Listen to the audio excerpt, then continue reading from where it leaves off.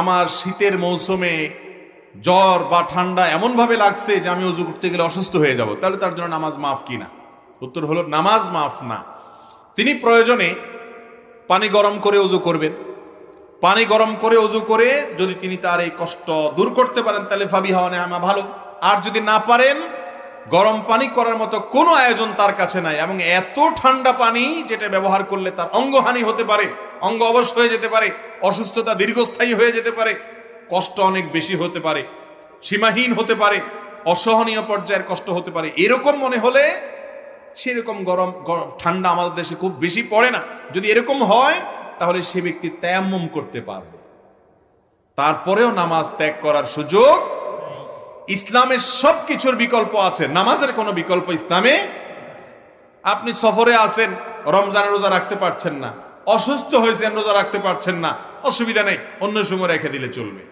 নামাজের মধ্যে এটা চলবে? অসুস্থ আছেন আপনি, নামাজ অন্য সময় পড়লে হবে না, ওই অবস্থাতেই পড়তে হবে। দাঁড়ায় না পারলে বসে পড়বেন, বসে না পারলে শুয়ে পড়বেন। আপনি নামাজ হাত নাড়াতে পারছেন না, ইশারা করে পড়বেন, কিন্তু আপনাকে পড়তে হবে। সেই নামাজ আমরা অনেকে পড়ি না, অনেকে অবহেলা করি। ইসলামের নামাজের চাইতে গুরুত্বপূর্ণ কোনো আমল আর নাই। আপনি অন্য কোনো আমল করেন বা না করেন, নামাজ না পড়ার কোনো সুযোগ নাই। আল্লাহ তাআলা আমাদেরকে বুঝার তৌফিক দান করুন। তাহলে ভাইরা আমার, 4 নম্বর মাসআলা হলো যে শীতের সময় জ্বর, ঠান্ডা, সর্দি যাই হোক না কেন, নামাজ ত্যাগ করা যাবে না, অজু ত্যাগ করা যাবে না। প্রয়োজনে গরম পানি দিয়ে করবেন, প্রয়োজনে গরম পানির কোনো অ্যারেঞ্জমেন্ট না থাকলে আপনি তায়াম্মুম করবেন।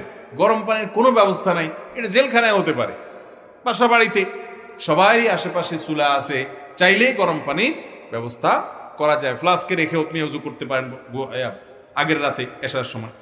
5 নম্বর মাসআলা হলো, অনেকে জানতে চান শীতের সময় যে এই যে শীত বস্ত্র দানের কথা একটু আগে আমরা বললাম, শীতের সময়ের একটা গুরুত্বপূর্ণ কাজ হলো শীতার্ত মানুষের শীত বস্ত্রের ব্যবস্থা করা। এখন প্রশ্ন হলো, যাকাতের টাকা দিয়ে শীত বস্ত্র দেওয়া যাবে কিনা? তো এর উত্তর হলো, যাকাতের টাকায় শীত বস্ত্র দেওয়া যাবে ওই ব্যক্তিকে যে ব্যক্তি যাকাতের হকদার, তার শীত বস্ত্র কেনার টাকা নাই, তখন আপনি তাকে শীতের কাপড় কিনে দিলেন, যাকাতের টাকা থেকে এটা জায়েজ আছে। কিন্তু আমরা সুন্নাহ ফাউন্ডেশন থেকে বা আরো বিভিন্ন সামাজিক সংগঠনগুলো যে শীতবস্ত্র বিতরণের উদ্যোগ নিয়ে থাকে, সেখানে যাকাতের টাকা আপনারা দিবেন না। আমরাও বলি যে আমাদের এখানে কেউ যাকাতের টাকা দিবেন না, কারণ আমরা যখন বিভিন্ন এলাকাতে গরিব দুঃখীদের মধ্যে শীতের কাপড় দেই, তখন কে যাকাতের হকদার আর কে যাকাতের হকদার না, এটা এতটা বেছে বেছে দেওয়া সম্ভব হয় না। যার কারণে যাকাতের টাকা দিয়ে শীতের কাপড় দিলে আপনার জানাশোনা কোনো গরিব যিনি অবশ্যই যাকাতের হকদার,